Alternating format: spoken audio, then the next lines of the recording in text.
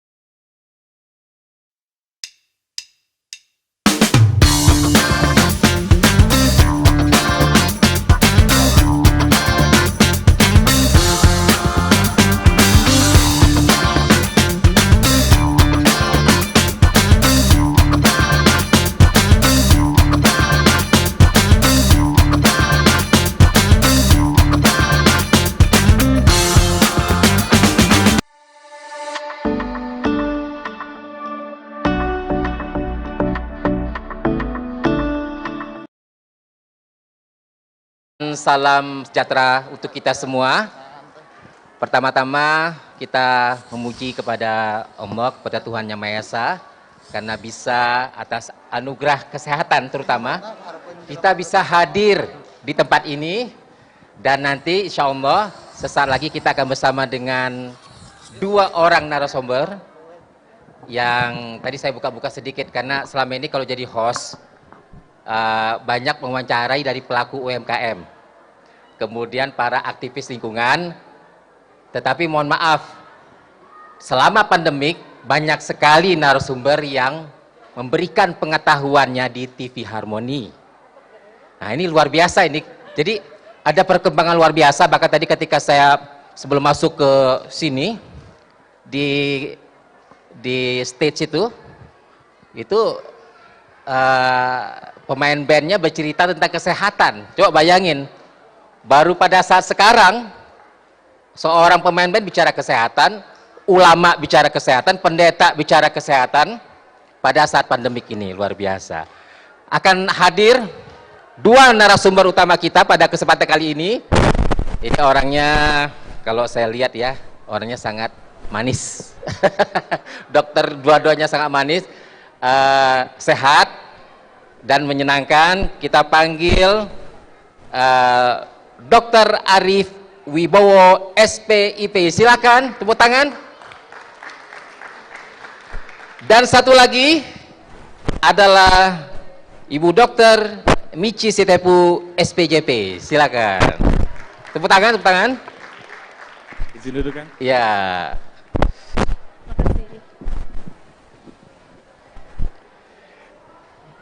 Kita akan bahas satu persoalan yang sangat penting, yaitu tentang resiko penyakit jantung pada wanita menjelang menopause. Ini ada Dr. Arif Wibowo SPJP. Mungkin teman-teman yang bisa di Google ya, SPJP itu apa? Ya, bukan STMJ ya. SPJP berhubungan ternyata dengan dunia kardiologi, dunia jantung dan pembuluh darah.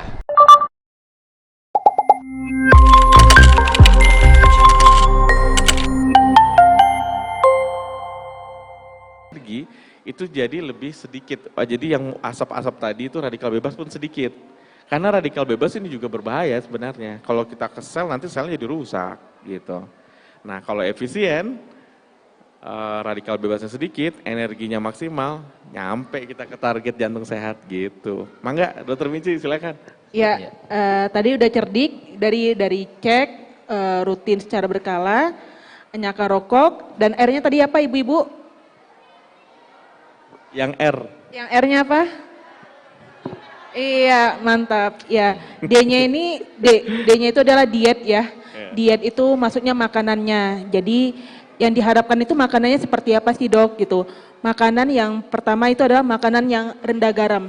Rendah garam berarti misalnya kalau istilahnya sehari-hari kita ya, bagi ibu-ibu yang suka makan misalnya ikan asin, emang enak ya gitu ya. Nah, Jambal, tuh, jambal. jambal, ya kalau di sini jambal ya. Mungkin kalau misalnya seminggu bisa 4 kali sampai 5 kali, nah itu bisa kita kurangin gitu. Seimbang ya, gitu. Seimbang gitu. Boleh makan, tapi harus kita batasin itu.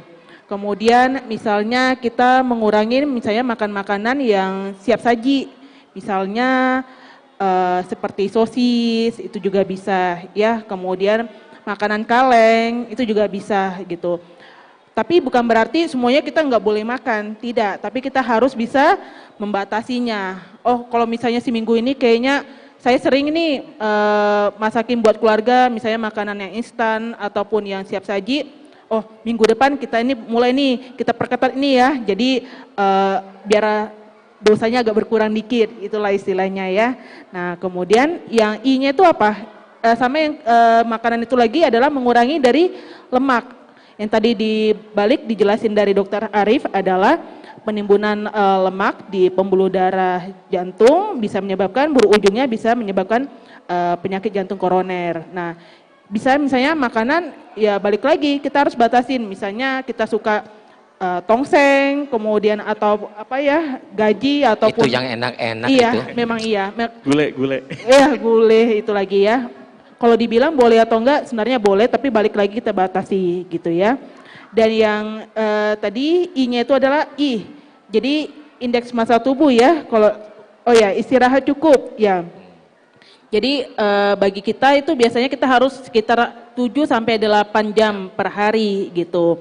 Kenapa? Pada saat kita kurang istirahat, kurang tidur, pasti akan mempengaruhi juga dari sistem metabolisme tubuh, akan mempengaruhi yaitu bisa kurang tidur, bisa menyebabkan darah tinggi, hipertensi, kekakuan pembuluh darah jantung yang bisa berujung-ujungnya bisa terjadinya aterosklerosis gitu ya.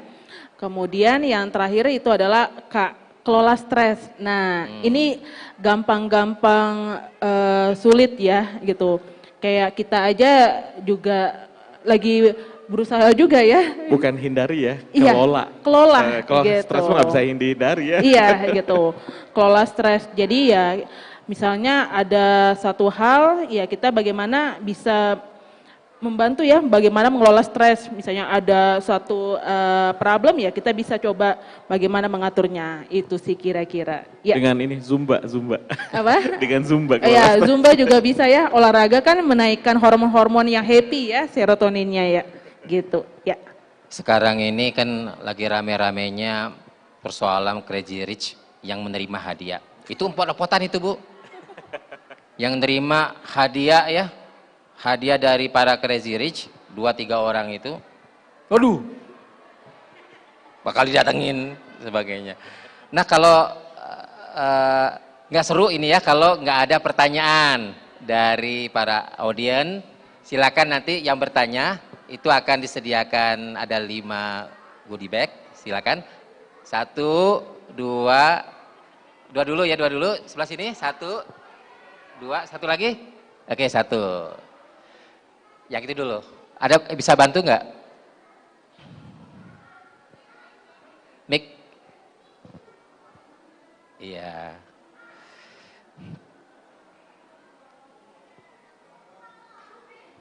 Silakan Bu, dari mana? Assalamualaikum warahmatullahi wabarakatuh. Iya. Waalaikumsalam warahmatullahi wabarakatuh. Iya.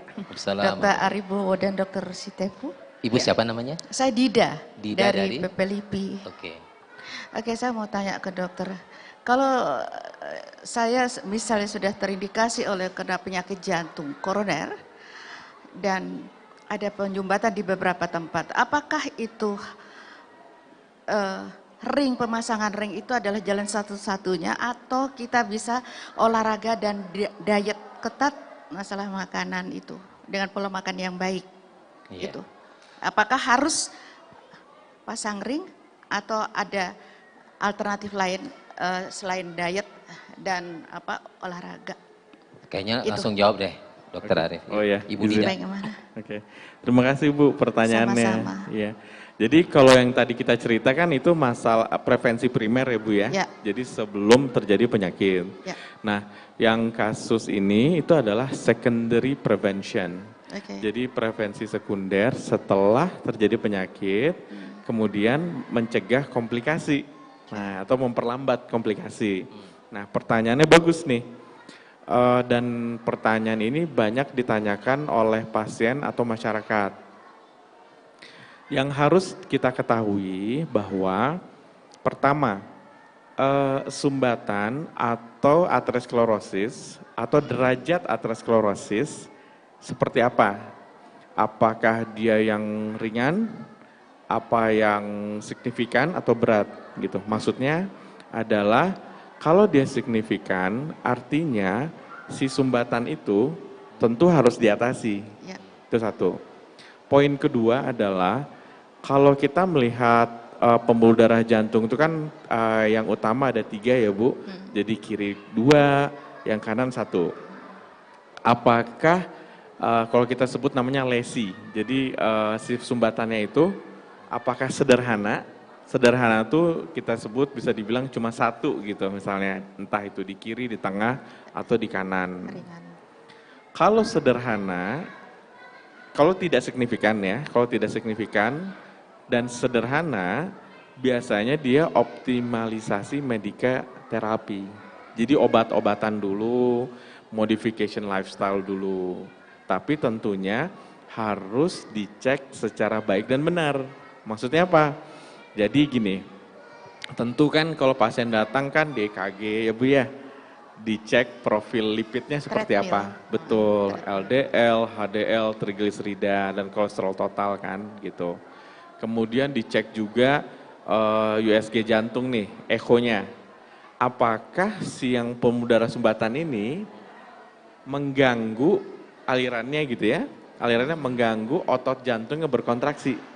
Nah gitu, jadi ada multifaktorial. Terus nanti kalau diperlukan ya boleh rongsen gitu ya kalau memang diperlukan. Nah ada pemeriksaan yang sangat penting setelah ini, yang pemeriksaan standar tadi, bisa dengan CT angiografi, jadi CT scan, tapi fokus di arteri koroner jantung. Atau, tapi atas indikasi Bu, atas indikasi gitu, jadi dari ketiga pemeriksaan tadi. Nah, atau pemeriksaan koroner angiografi atau kateterisasi jantung. Kateterisasi. Itu melihat penyumbatannya di mana. Kalau itu kan langsung kelihatan semua tuh ya, gitu. CT scan juga bisa kelihatan semua kayak gitu. Cuma bedanya kalau CT scan mah, jadi kita pasiennya tidur masuk ke mesin, masukin zat kontras, nanti di scanning. Beda dengan laser ya Dok ya? Beda dengan? Beda ya? Laser. Beda, Beda ya? Kateterisasinya. beda. Nah, jadi semua itu tergantung indikasi. Nah, sekarang yang mau saya tekankan adalah semua modalitas itu atau alat penunjang atau pemeriksaan yang diperlukan itu untuk menstratifikasi resiko. Oke. Jadi nggak boleh kita mengambil kesimpulan hanya dari EKG saja, hanya dari echo saja, nggak bisa, harus holistik dia. Jadi berat badan ibu berapa nih, indeks massa tubuhnya, terus lipidnya bagaimana, lemaknya bagaimana, profilnya, tensinya bagaimana, terus olahraganya bagaimana. Nah ibu kan tadi berpikir apakah itu bisa kita handle dengan makanan atau lifestyle. Ya tentu harus gitu. Jadi cerdik tadi tuh memang, tadi ada tambahan ya, jadi kan cerdik, C, cek rutin berkala, E, nyalakan rokok, R-nya rutin berolahraga, terus D-nya diet seimbang, diet sehat dengan kalori seimbang, I-nya istirahat cukup, K-nya kelola stres, terus ada 2 lagi, indeks massa tubuh kurang dari 25. Nah ini susah, kita mah susah Kak, kita gak termasuk Kak. Terus yang kedua itu adalah kelola faktor resiko. Faktor resiko yang klasik ada 5 untuk jantung, hipertensi, merokok, gula atau diabetes, lemak, kolesterol ya, kolesterol tinggi, sama faktor resiko keluarga, gitu. Nah, jadi di situ tuh kita melihat nanti waktu ibu datang ke dokter jantung, semua itu akan dinilai, barulah ditentukan keputusan. Oh, ini mah bisa nih kita CT scan dulu aja, gitu. Signifikan nggak nih, gitu. Atau kayaknya harus diangiografi karena resikonya Fox score-nya tinggi misalnya gitu ya. Nah gitu. Nah dari sana baru kita kasih keputusan ini harus ditutup. Ini harus dibuka. Pakai ring itu. Pakai ring. Atau ini pakai obat-obatan dulu gitu. Sedokat itu kalau betul. Sedokat. Nah Sedokat.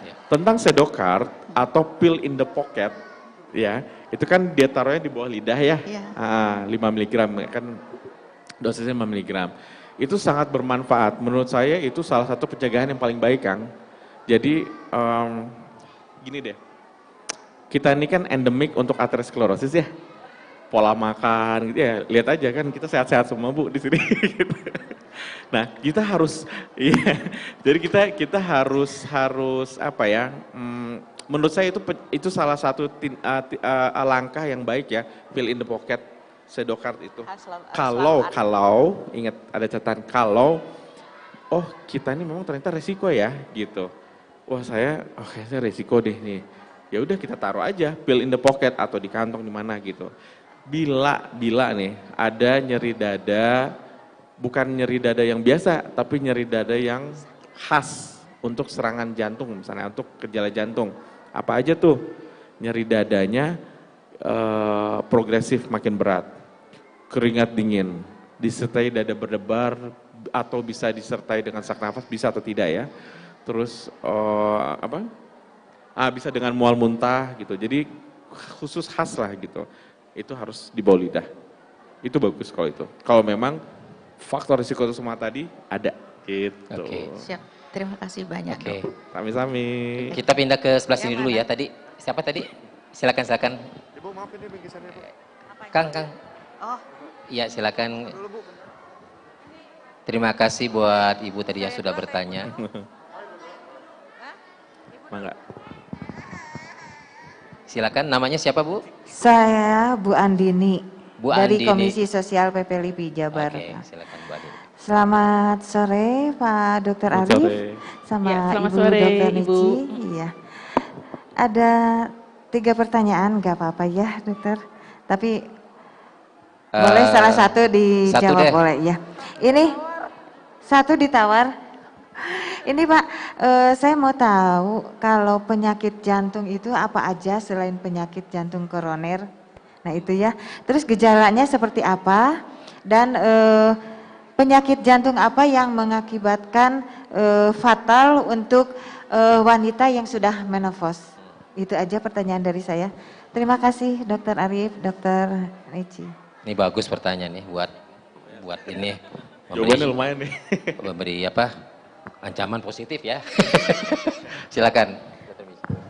Ya, tadi balik lagi ya, gejalanya ya yang paling sering untuk penyakit jantung koroner. Mungkin ada istilahnya penyakit kronik ya, kronik coronary syndrome. Jadi penyakit jantung koroner yang bersifat kronik gitu. Biasanya pada pasien dengan keluhannya kayak kerasa dada kayak kehimpit, nggak nyaman gitu biasanya. Kemudian apakah ada tembus ke belakang sampai ke punggung gitu. Terus yang kedua nyeri dada pada saat aktivitas nih. Jadi pada saat kita mulai aktivitas kok ngerasa agak mulai ada keluhan ya, dada kerasa nggak enak gitu. Mungkin aktivitas sehari-hari nggak ada keluhan, tapi kok mulai aktivitas mulai berat atau mulai naik anak tangga, misalnya 3 sampai 5, kok dadanya kerasa makin berat. Nah, itu bisa sebagai alarm ya buat tubuh kita gitu. Kemudian yang ketiga, kita nyeri dada tapi pas waktu kita bawa istirahat kok mulai enakan nih gitu. Atau yang tadi balik ke ibu yang sebelumnya, kalau ditaruh obat di bawah lidah itu enakan. Jadi itu sebenarnya bisa sebagai clue juga ya gitu, sebagai tanda juga gitu. Oh ya, nah kemudian penyakit jantung yang lain juga bisa namanya itu adalah Brugada juga ya gitu. Kemudian ada juga yang ketiganya itu adalah longkiti ya. Jadi itu adalah kelainan kelainan elektrik jantung ya, listrik jantung. Kemudian tapi biasanya itu memang harus kita keluhannya sih nggak terlalu khas, tapi ya memang kita balik lagi. Kalau ada keluhan gampang mudah berdebar, kemudian hampir pingsan ataupun dada kerasa tidak nyaman, ya sebaiknya kita bisa mulai nih peduli nih. Kayaknya kita ini bisa, mungkin nggak usah harus ke dokter jantung, ke dokter umum dulu sebagai langkah pertama kita dulu gitu. Kemudian dari situ kalau misalnya keadaannya semakin memberat, kita bisa langsung ke dokter spesialis jantung gitu. Pertanyaan ketiga tadi dari Ibu itu yang mengancam nyawa ya Bu tadi ya. Ya balik lagi kalau yang sudden death ya, kematian jantung secara tiba-tiba, yaitu bisa kena penyakit jantung koroner gitu. Jadi yang tiba-tiba balik lagi kayak dokter Arief jelaskan, keluhan nyeri dada kayak kerasa panas, kemudian sampai gelisah, kemudian sampai ada keluhan mual, muntah gitu, dan sampai kerasanya sakitnya itu benar-benar luar biasa sampai mengganggu kita aktivitas. Ya itu mungkin memang kita harus segera membutuhkan pertolongan segera ya gitu, ke rumah sakit, ke IGD, dan disitulah kita tahu kira-kira diagnosanya seperti itu. Ya. Saya nambahin dikit ya. Iya, silakan. Jadi ini yang harus disadari ya, itu ada namanya serangan jantung. Satu, yang proses aterosklerosis, itu kalau serangan jantung itu dia dramatis. Jadi nyeri terus, wah dramatis, keringat dingin dengan dada berdebar, sesak nafas. Yang satu ada lagi, kematian jantung mendadak atau sudden cardiac death. Itu nggak ada urusannya sama aterosklerosis. Dulu kan kita sering dengar artis meninggal tiba-tiba, suaminya BCL meninggal tiba-tiba. Itu bukan serangan jantung, itu kematian jantung mendadak. Jadi listriknya yang shutdown, berhenti listriknya.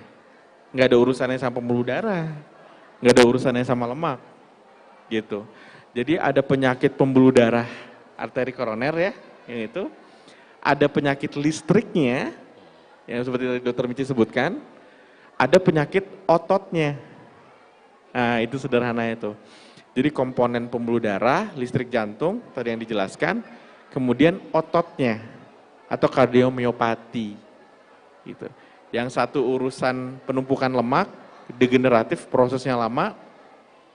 Yang listrik itu hampir kemungkinan besar disebabkan oleh genetik. Oh, genetik ya. Iya. Memang kedengarannya banyak laki-laki yang meninggal ya. Iya, Tapi laki-laki. sebenarnya secara epidemiologi wanita loh sebenarnya ya. Sebenarnya wanita loh. Kayak longkiti ya, Brugada gitu. Jadi penyakit listrik ya. Begitu ya Dr. Michi ya? Kelainan listrik jantung ya. Kemudian ada juga kardiomiopati, otot jantungnya. Gitu. Jadi lain lagi.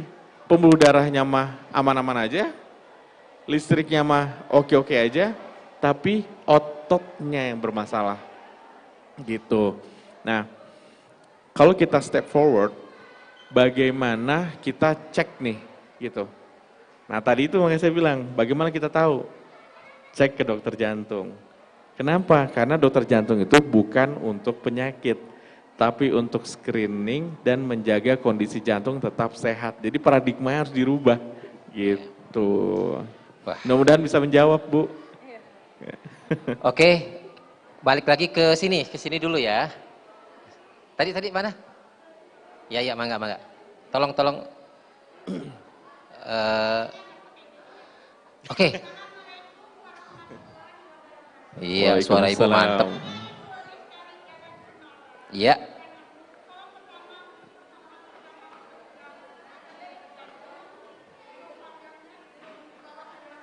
Iya. Oke, oke, bagus, bagus, bagus. Terima kasih Bu Is. Mau Dr. Mici? Maaf. Pertolongan pertama. Iya. Pertama, kalau kita melihat ya, ada yang kena serangan jantung, itu call for help. Jadi kita harus minta tolong. Jadi harus diaktifkan tuh. Bapak, Ibu, ini kemungkinan ada yang serangan jantung. Iya, yang mendadak. Jadi jangan Ibu tangani sendiri, tapi Ibu harus berpikir saya harus buat tim nih. Benar nggak? Ibu nanti ada yang fokus di pasiennya, di korbannya ya. Ada yang fokus untuk menangani daerah sekitar, ada yang fokus manggil ambulan. Benar nggak? Kebayang ya Bu ya? Nah, itu paling penting. Nah, tentu sebenarnya kalau kita di luar negeri ya, itu hampir banyak masyarakat. Jadi saya sempat sekolah di sana, itu kita ada pelatihan di masyarakat namanya basic life support. Ya, atau bantuan hidup dasar. Yang resusitasi jantung. Iya. Nah, nanti dulu, tenang Bu, tenang, sabar. Belum sampai ceritanya. Sok duduk dulu, tenang Bu. Ini semangat Ibu. Semangat. Kalau KJS mah harus semangat kan. Nah, kita bisa memberikan pertolongan itu. Tetapi harus ada pelatihan. Harus ada sertifikasinya. Karena kalau kita melakukan pertolongan resusitasi jantung paru, atau pijit, apa sih bahasa Indonesia? Kok saya nggak tahu? Bantuan hidup dasar. Bukan, yang resusitasi itu bahasa Indonesia. Kompresi jantung Kompresi paru. jantung paru. Nah gitu. Sombong Bu, biasa. Kayak kompresi jantung paru, kalau salah, kan dia menekan dada nih. Itu tulang rusuk bisa patah. Jadi harus ada tekniknya gitu. Nah, jantung paru gitu.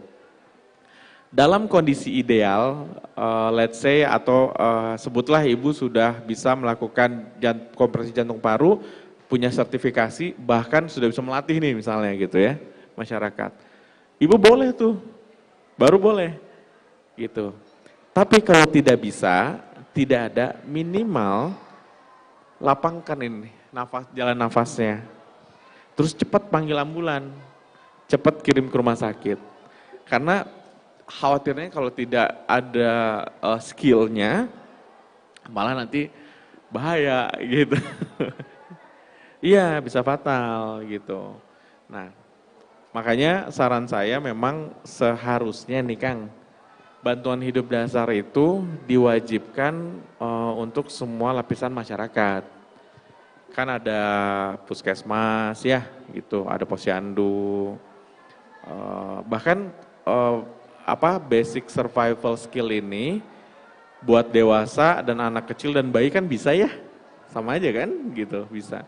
Nah ini harus. Kalau boleh tanya, kalau misalnya tidak ada penanganan dini, misalnya jarak rumah sakit jauh, ya, itu bisa bahaya juga ya? Benar, memang ya itu saya tadi, kalau kondisi settingnya masyarakat di sekitar tidak bisa melakukan kompresi jantung atau resusitasi ya, yang baik dan benar ya Dr. Mici.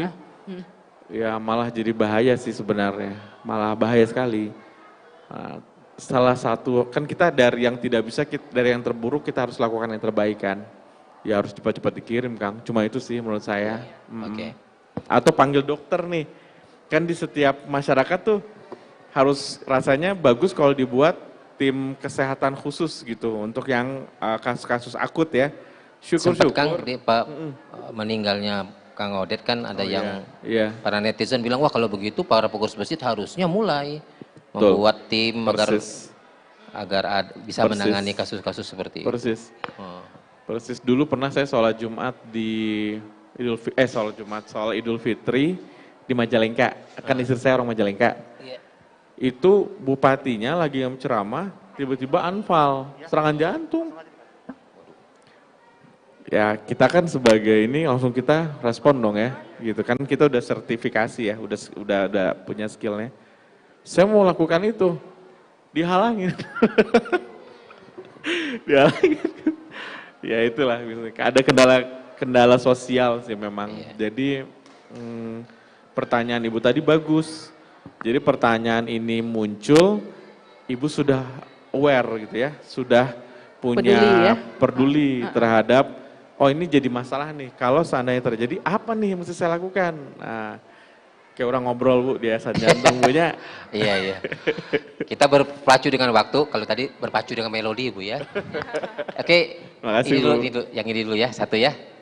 Tinggal 2 lagi, silakan. Tolong. Bu pertanyaannya bagus sekali tadi. Selamat sore dokter, perkenalkan saya dengan Eci. Iya. Saya mau bertanya, sahabat saya terkena penyakit Bell's palsy yang mukanya lumpuh sebelah. Jadi mukanya, wajahnya itu turun sebelah, matanya tidak bisa berkedip.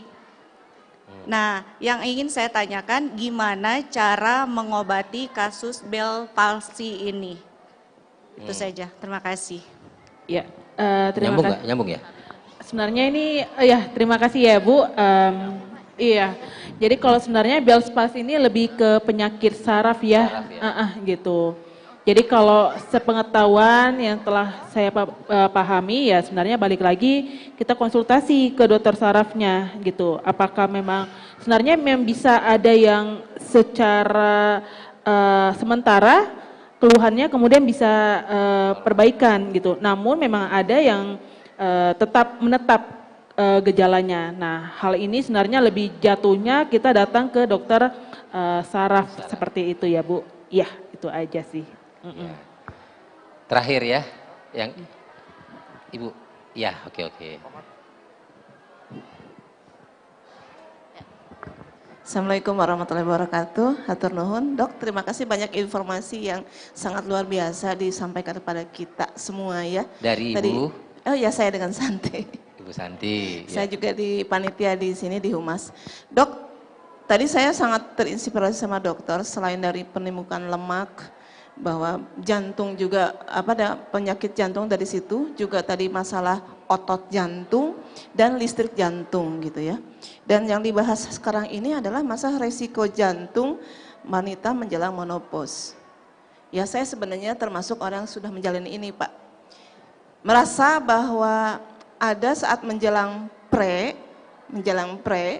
dan menjelang after sekarang itu ringkih gitu dok, ringkih ya. Seperti tadi dokter bilang harus olahraga, dibikin teratur 30 menit gitu ya. Saya jalanin itu dok. Tapi sekarang saya lagi terapi kaki karena keseringan olahraga gitu dok. Hal yang seperti itu juga jadi dilema ya, antara kita harus menjaga kesehatan gitu ya, antara kita resiko gitu ya. Sebenarnya kalau kita ngomongin perempuan itu menstruasi aja, itulah proses yang paling berat buat perempuan gitu ya dok ya. Saat pertama mens sampai 5 hari mens itu emosionalnya juga cukup tinggi. Termasuk perempuan yang menjelang pra-menopause juga emosional sangat tinggi. Nah itu yang harus ada edukasi kepada para suami bahwa perempuan yang menjelang menopause itu tingkat, kalau tadi mah kejiwaan ya, tingkat kejiwaannya juga terganggu sebenarnya gitu kan. Nah yang sudah menopause itu juga menurut saya kayaknya lebih sama juga gitu ya, ada titik-titik tidak stabilnya. Pertanyaan kedua ya dok ya, saya bukan menyampaikan tadi pendapat Bapak sangat setuju sekali gitu ya, kita harus menjaga kesehatan, tapi saya juga ada kendala ketika menjaga kesehatan, malah ada menjaga jantung sehat, tapi ada elemen-elemen organ saya yang lain yang kena gitu ya. Saya terapis hampir 2 bulan nih Pak kaki. Nah kalau lihat jadi judul, pas saya ingin sedikit menggelitik aja gitu ya, mengenai judul, resiko penyakit jantung pada wanita menjelang menopause. Saya cuma pingin tahu Pak, sebenarnya kan laki-laki juga menopause juga Pak, betul nggak Pak?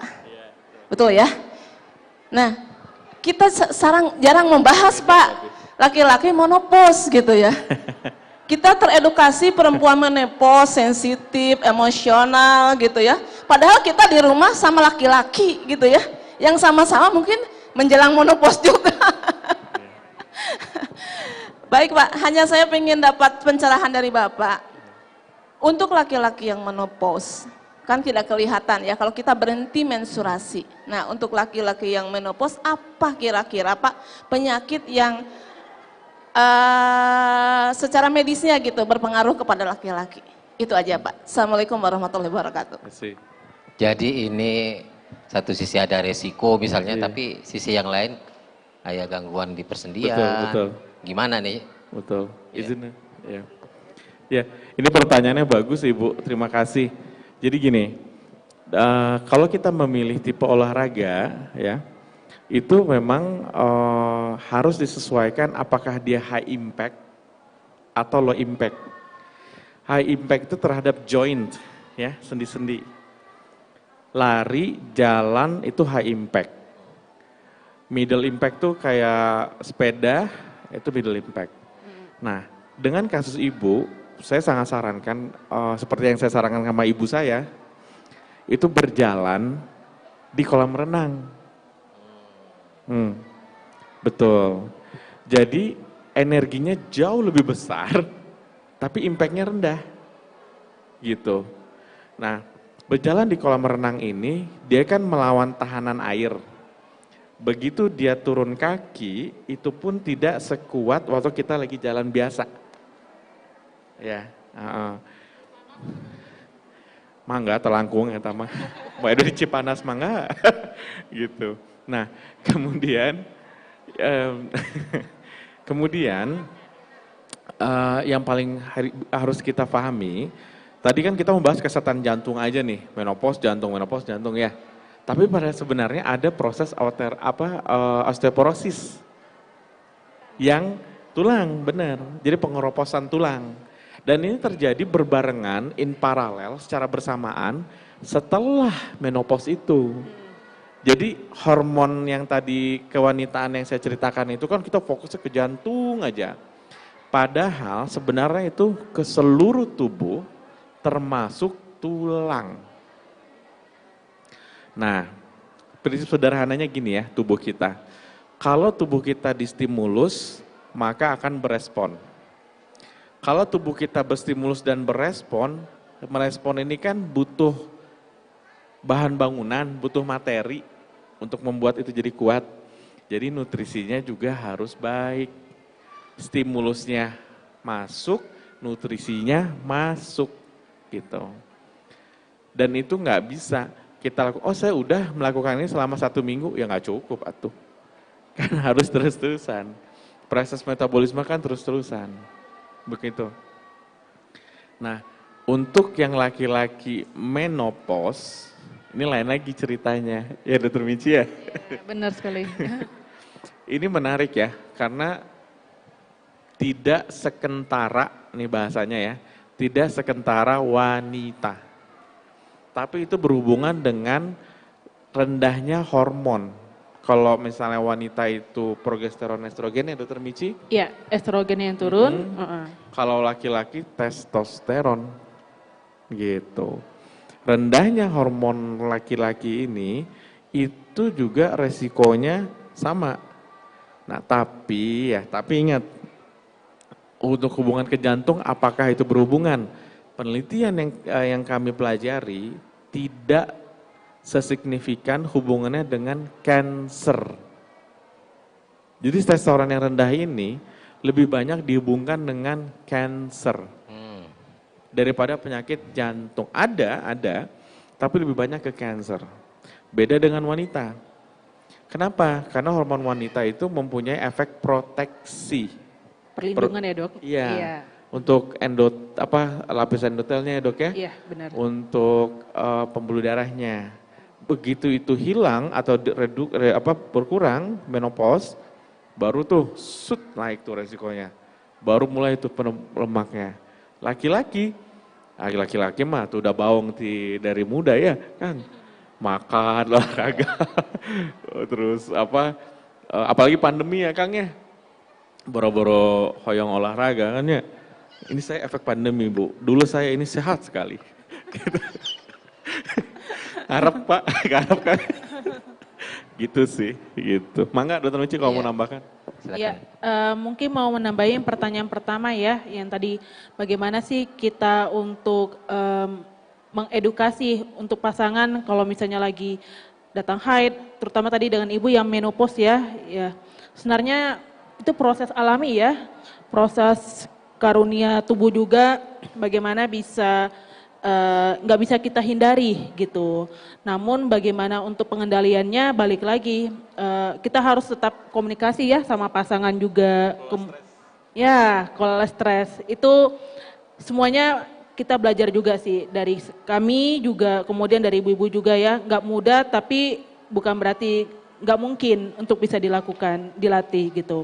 Dan yang pasti mungkin kalau misalnya lagi hormonnya estrogennya makin lama makin turun, mungkin kita yang happy-happy ini olahraga. Karena olahraga juga meningkatkan dari hormon happy ya, hormon senang yaitu serotonin. Terus yang kedua makan coklat tapi jangan terlalu berlebihan. Itu juga bisa meningkatkan untuk hormon yang bikin kita happy. Jadi pada saat terjadi muncul ini untuk stres atau mood atau moody ya istilahnya ya, itu bisa terlampiaskan melalui makanan dulu. Kita jaga aja lah dulu sekitar 2 hari, kita makanan yang happy-happy ya. Dan balik lagi komunikasi juga dengan pasangan, itu yang penting ya. Ya, dengan selesainya pertanyaan dan diberikan jawaban berakhir juga perbincangan kita soal menopause ini dan hubungannya dengan resiko penyakit jantung. Cuma tadi saya ada masih ketinggalan tadi faktor resiko keluarga belum dijelasin. Oh, faktor resiko? Iya. Oh, boleh. Nah, ini bagus nih. Jadi yang namanya faktor resiko keluarga ya, itu kalau ada laki-laki di bawah umur 55 tahun dan wanita di bawah 45 tahun terkena serangan jantung. Untuk urusan serangan jantung ya. Jadi kalau ada laki-laki di bawah umur 55 tahun dan wanita di bawah 45 tahun misalnya, karena ada pasien datang, saya pasti tanya tuh, gimana bapak ibunya dulu? Oh, bapak saya kena serangan punya penyakit jantung. Oke, umur berapa? Umur 52 masuk faktor resiko. Atau umur 67 tidak masuk faktor resiko. Kan beda. Sama juga dengan ibu. Itu untuk serangan jantung. Untuk kematian jantung mendadak tidak dipengaruhi oleh umur. Kalau ada saudara, orang tua, paman, bibi, ada punya penyakit jantung atau misalnya meninggal tiba-tiba nih kata saya gitu. Meninggal tiba-tiba di umur muda atau umur tua tapi tiba-tiba nih. Nah, itu bisa kita masukkan jadi faktor resiko untuk kematian jantung mendadak. Bukan serangan jantung. Kalau serangan jantung urusannya pembuluh darah, kalau kematian jantung mendadak urusannya listrik. Nah, benten deh gitu Mas. Gitu, Ibu ya, ya kan? Iya. Gitu, ya. Terima kasih kepada dua narasumber. Sekali lagi kasih aplaus buat dokter kita. Terima kasih. Semoga bermanfaat. Terima kasih. Banyak pengetahuan yang bermanfaat juga dari para audiens yang bertanya, yang membuka wawasan. Dan saya pikir pengetahuan hanya bermanfaat manakala kita bisa gunakan dalam keseharian. Kalau tadi seorang dokter Arif fasih menjelaskan masalah olahraga, perhatikan aja wajahnya ceria, benar nggak? Orang olahraga tuh biasanya ada auranya ya. Sama seperti Dr. Michi juga. Terima kasih. Terima kasih Kang. Terima kasih. Selepas ini ada Ibu Novi katanya akan pimpin senam. Silakan Ibu Novi dan kami akan undur dari panggung. Terima kasih. Wassalamualaikum warahmatullahi wabarakatuh. Terima kasih. Ya, terima kasih.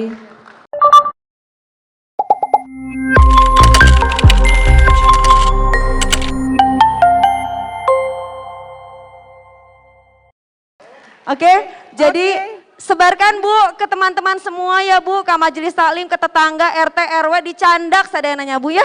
Kita tunggu jam 8 hari Minggu. Terima kasih. Hatur nuhun sadayana. Sadayana iya.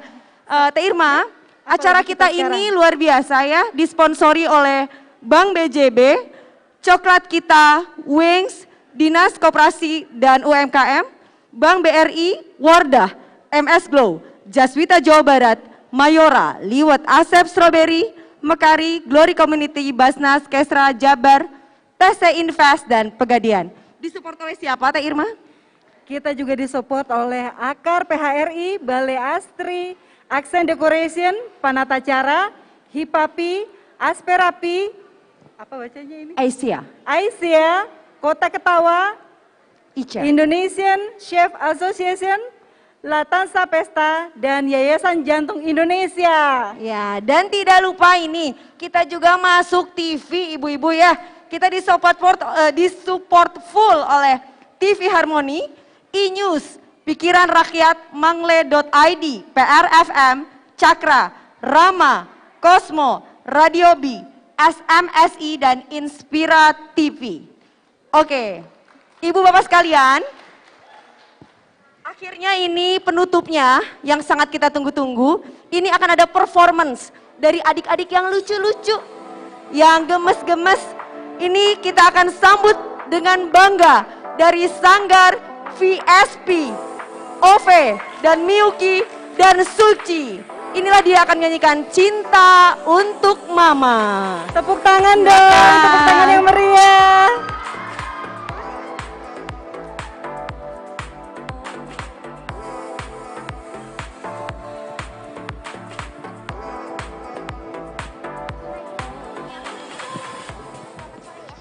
Maju Naya, di tengah. Di sana ya. Itu maju tuh.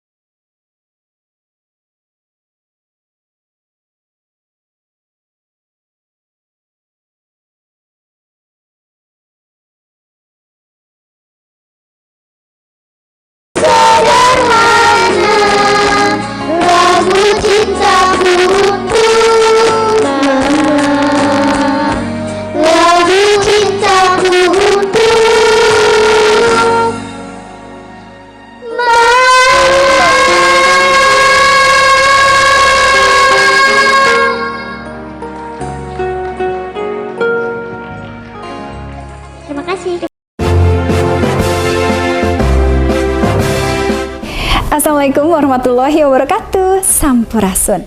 Saat ini berbagai macam kegiatan terus digalakan sebagai bentuk upaya dalam membangkitkan ekonomi di Jawa Barat. Termasuk salah satunya PPLIPI Festival yang diusung oleh Perhimpunan Perempuan Lintas Profesi Indonesia atau PPLIPI dengan tema Bangkit Ekonomi Jawa Barat.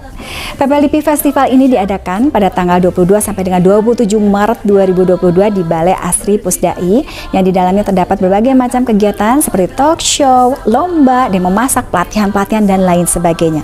Oleh karena itu, saya Atalia Pralatia, Ketua Tim Penggerak PKK Provinsi Jawa Barat mengajak kepada seluruh masyarakat Jawa Barat untuk mendukung kegiatan ini dengan cara yuk hadir di PPLIPI Festival dan mari bangkitkan perekonomian Jawa Barat bersama-sama. Hatur nuhun. Assalamualaikum warahmatullahi wabarakatuh.